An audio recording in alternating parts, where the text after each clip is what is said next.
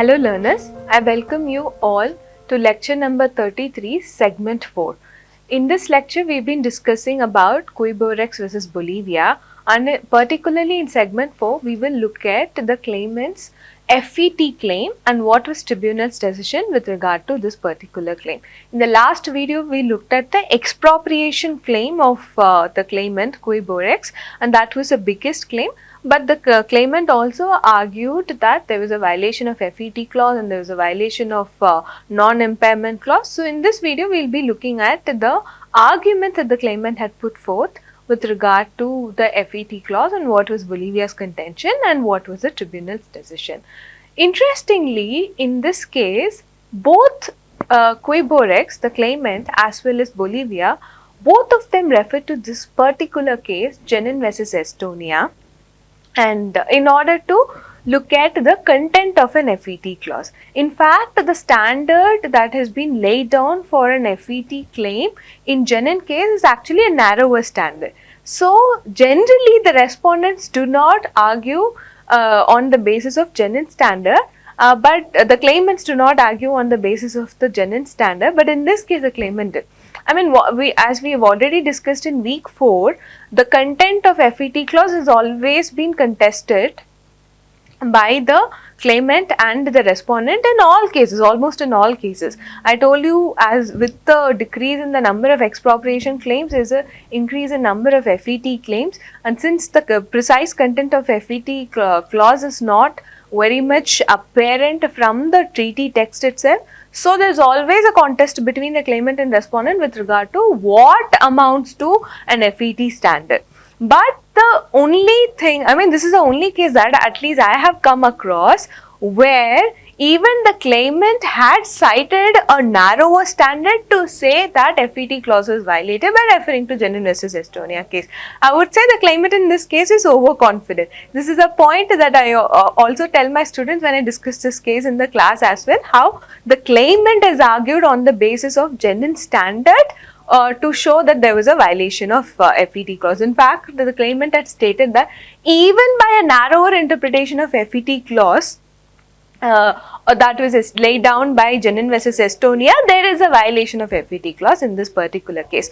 This is what the claimant had stated, and anyway the respondent, Bolivia, also argued on the basis of Genin versus Estonia case. So what was the point that the claimant said there was a violation of fair and equitable treatment in this particular case? The claimant particularly stated that there were legitimate expectations that were created on their part and that was violated by Bolivia. What amounted to legitimate expectations? Why did the claimant have a legitimate expectation from Bolivia? There was a presentation. The claimant referred to this particular presentation that was made in May 2002 at Santiago de Chile, where the Ministry of Mines had stated that Bolivia is committed in providing and maintaining a favorable mining environment for the investors in Salar de Uyuni.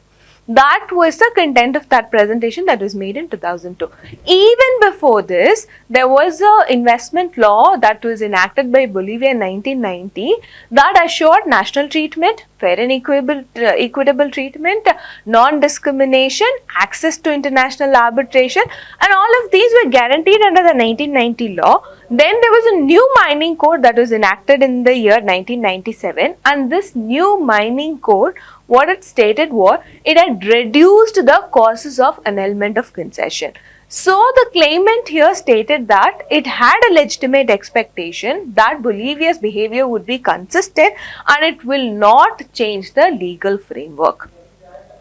The claimant also stated that the revocation of Ley Valda by Law 2564 and the revocation of concession did not have a legal basis and was done not through a lawful procedure. Therefore, this revocation of Ley Valda and the revocation of concession is something that was unreasonable and arbitrary. This is what the claimant stated. The claimant also stated that even though there were some irregularities with respect to tax, environment and social irregularities, if an opportunity had been provided to them, they would have corrected the same as well. So this is also something that the claimant had stated. What was Bolivia's defense with regard to the violation of FET clause?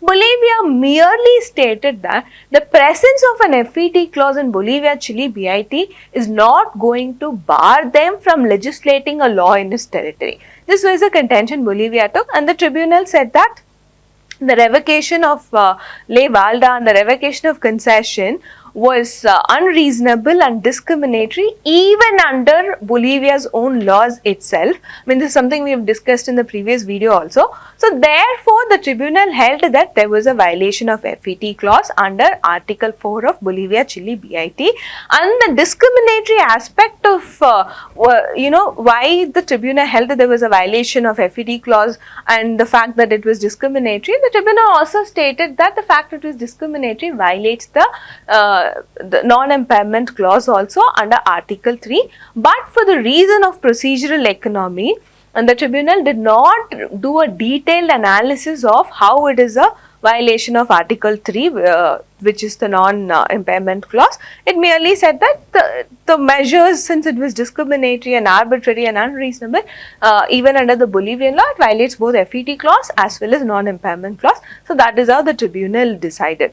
So, since the tribunal also didn't go much into it didn't elaborate on how it is a violation of Article 3, it just said that it's also a violation of Article 3, and it also stated the reason that for the principle of procedural economy, it's not going to elaborate it. Then the tribunal went ahead to discuss the other miscellaneous claims that were put forth by the claimant. So with this, we'll conclude segment number 4, and in segment number 5, we'll also discuss other miscellaneous claims that were made by the claimant and how did the tribunal decide that. Thank you.